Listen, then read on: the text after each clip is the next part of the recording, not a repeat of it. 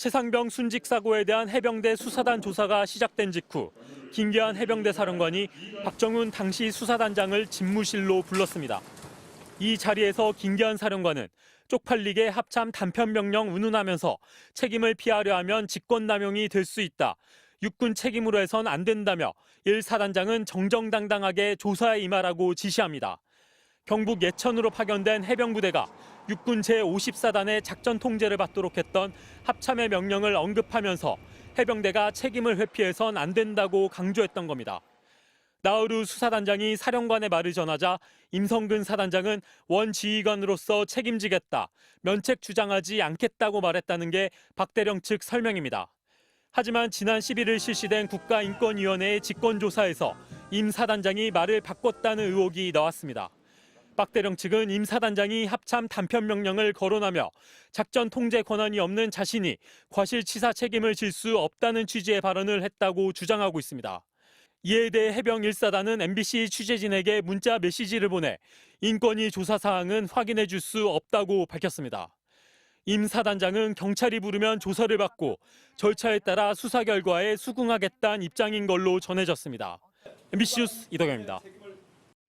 수해 실종자 수색 도중 순직한 해병대 최상병 사건을 경찰에 넘기면서 임성근 해병대 1사단장의 업무상 과실치사 혐의를 적시하지 않고 대대장 2명만 혐의가 있다고 밝힌 국방부. 그러자 대대장 측이 임 사단장의 혐의를 명시한 고발장을 즉각 경찰에 제출했습니다. 해병대 1사단 포병대대 7본부 대대장 A중령의 법률대리인 김경호 변호사는 임 사단장에 대해 업무상 과실치사와 직권남용 혐의의 고발장을 경북경찰청에 제출했다고 밝혔습니다. 앞서 박정훈 대령이 이끈 해병대 수사단이 임 사단장을 업무상 과실치사 혐의자로 판단했지만 국방부 조사본부는 혐의 자체를 빼 수사 필요성이 증대됐다는 겁니다. 김 변호사는 사단장의 책임을 빼고 현장 지휘관에만 책임을 덮어씌우는 상황이라며 대대장이 사단장의 책임까지 한꺼번에 질 수 없는 건 상식이라고 주장했습니다. 또한 김 변호사는 향후 국방부 법무관리관과 검찰단장을 공수처에 고발하겠다며 법률보좌를 잘못한 이들에게 책임을 묻겠다고도 덧붙였습니다. 김경호 변호사는 전 해병대 수사단장인 박정훈 대령의 법률대리인도 겸하고 있습니다. 국방부 조사본부는 앞서 해병대 수사단이 혐의가 있다고 판단한 8명 가운데 임 사단장과 박상현 7여단장 등 4명은 혐의를 인정할 기록이 부족하거나 엇갈린다며 관련 사실관계만 적은 채 경찰에 넘겼고 하급 간부 2명은 무혐의 판단한 바 있습니다. 최상병 부대인 포병 7대대장 측은 상부 지시가 있었다고 반박합니다. 순직 사고가 발생하기 하루 전인 지난달 18일 오후 경북 예천군 스타디움에 마련된 해병대 지휘통제본부에서 회의가 열립니다. 이 회의에서 여단장은 사단장이 강물에 들어가서 수색하라고 했다며 무릎 정도까지 들어가라고 했다고 전달합니다.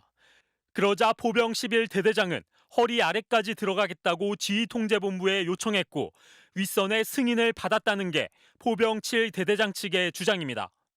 국방부 설명과 달리 허리까지 들어가는 수색에도 상부의 승인이 있었단 겁니다. 포병 7대대장은 수중수색 작전에 대해 내가 그렇게 지시하지 않았다, 직접 혼자서 지시한 건 없다고 말한 걸로 전해졌습니다. 임성근 1사단장이 무릎까지 들어가는 수색 작업을 지시할 권한이 있었는지도 논란입니다. 합참은 지난달 17일부로 예천에 파견된 해병부대를 육군 2작전사령부가 작전 통제하도록 했고 이 작전사령부는 육군 54단이 이들을 작전 통제하도록 명령했습니다. 현장에서의 작전 통제 권한이 해병대 1사단장이 아닌 육군 54단장에게 있었던 겁니다.